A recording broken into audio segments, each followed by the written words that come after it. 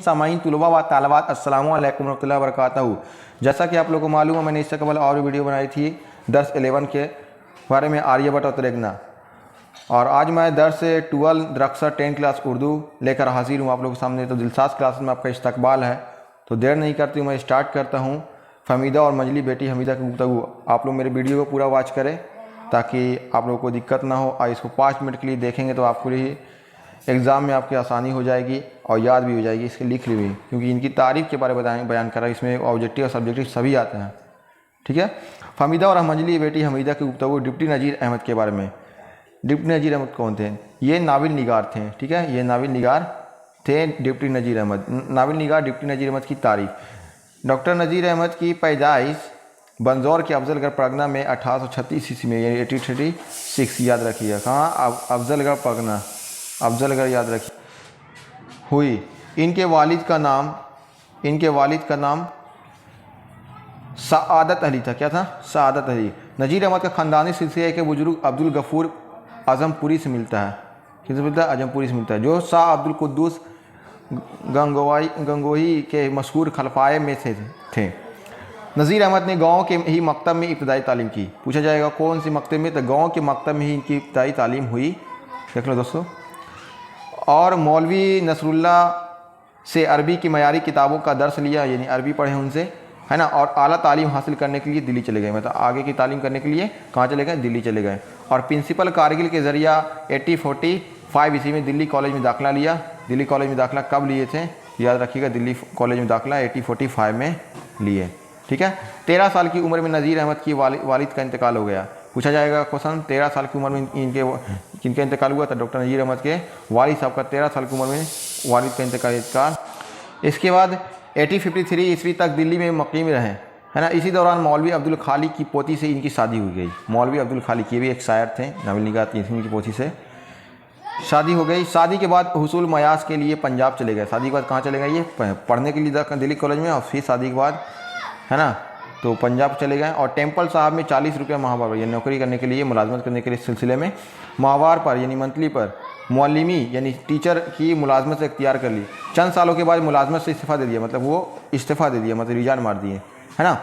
और कानपुर चले गए आए, जहाँ मद्रास के डिप्टी इंस्पेक्टर मुकर्रर हुए। लेकिन नवाफिक हालात ने यहाँ भी इस्तीफ़ा देने पर मजबूर कर दिया, फिर भी इस्तीफ़ा दे दिए। इसी दौरान 1857 क्रांति बोलते हैं, जो गदर का हंगामा हो गया। किस तरह दिल्ली वापस आ गए और तसनीफ़ व तालीफ़ में मशगूल हो गए। डिप्टी नज़ीर अहमद को उर्दू का औलीन अफसाना, यानी सबसे पहला अफसाना का निगार अगर तस्लीम किया जाता है तो डिप्टी नज़ीर अहमद को तस्लीम किया जाता है, बोला जाता है। उन्होंने कई नाविल लिखे, जिनमें मरातुल उरूस पहला नाविल है। इनका पहला नाविल क्या है? इनका जो पहला नाविल है मरातुल उरूस, ठीक है। नज़ीर अहमद के नाविलों को दूर रस असरात मरतब हुए। अपनी तसानीफ़ यानी अपनी बुक के ज़रिया उन्होंने उर्दू नाविल के लिए एक मैदान तैयार कर दिया। 74 साल की उम्र में 1910 ईस्वी में इनका इंतकाल हो गया, ठीक है। 1910 में इनका 74 साल की उम्र में डॉक्टर नज़ीर अहमद की इंतकाल हो गई, है ना। नज़ीर अहमद की पैदाइश कब हुई? तो 1836, है ना, 1836 में। ऑप्शन बी हो जाएगा आपका आंसर। तोफ्ताल अंसुर किसका नाविल है? तो तोफ्ताल अंसुर डिप्टी नज़ीर अहमद की नाविल है। उसके बाद शामिल निसाब अक्तबास किस नाविल से, शामिल निसाब अक्तबास किस नाविल से माखूज है? तो तोफ्ताल अंसुर से। इनका तोफ्ताल अंसुर इब्न अलुकत इन्हीं का मजमुआ है और ये नाविल है। तो हमेशा ये सब क्वेश्चन आते रहती है। नज़ीर अहमद ने किसकी तालीम और तरबियत के लिए नाविल लिखे? तो अपनी बेटियों के तालीम और तरबियत के लिए नाविल लिखे, बेटियों के लिए। नज़ीर अहमद का इंतकाल कब हुआ? 1910 ईस्वी में, ठीक है। करेक्ट आंसर 1910 हो जाएगा यहाँ सी। मुख्तसरीन सवाल देखिए, ये सवाल जवाब है, क्वेश्चन का बुक का है। आप लोग इसे स्क्रीनशॉट करके लिख भी सकते हैं, उतार भी सकते हैं। नज़ीर अहमद कब और कहाँ पैदा हुए? नज़ीर अहमद की पैदाइश 1836 ईस्वी में बंजौर जिला के अफजलगढ़ कस्बा में हुई।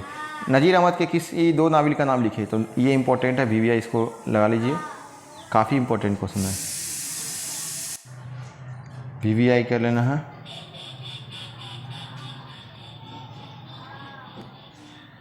ठीक है। फमीदा और हमीदा नस्वी कौन थी? तो फमीदा नस्वी की बीवी थी और हमीदा नस्वी की बेटी थी। नज़ीर अहमद ने किसकी तालीम और तरबियत के लिए नाविल लिखे हैं? तो नज़ीर अहमद ने अपनी बेटियों की तालीम और तरबियत के लिए नाविल लिखे हैं, पूरा लिखिएगा। जैन निसा व नाविल के अक्तबास से 2 किरदार का नाम बताइए। तो जैन निसा नाविल के अक्तबास से 2 किरदार नसू और हमीदा है। इस तरह से मुख्तसर ये 5 जुमले में आप लोग लिख सकते हैं। डॉक्टर नजीर अहमद के बारे में 5 जुमले, जो ऊपर 5 जुमले हैं यही है, ये आपका 5 जुमले में लिख सकते हैं इनकी पैदाइश, इनकी ज़िंदगी के बारे में। ठीक है, तो that's all, thank you watching my video. और ऐसे आपके कॉपी में अच्छे से नोट्स कर लें ताकि ये 100 नंबर का 100 मार्क्स का हमेशा आप लोगों को, जिस तरह से मैथ है इस तरह से उर्दू आपका 100 मार्क्स का है, और अच्छे से इनको देखें और तैयारी अच्छे से करें ताकि रिजल्ट में बेहतर हो सके। ठीक है, अल्लाह हाफिज़, डैट्स ऑल, थैंक यू।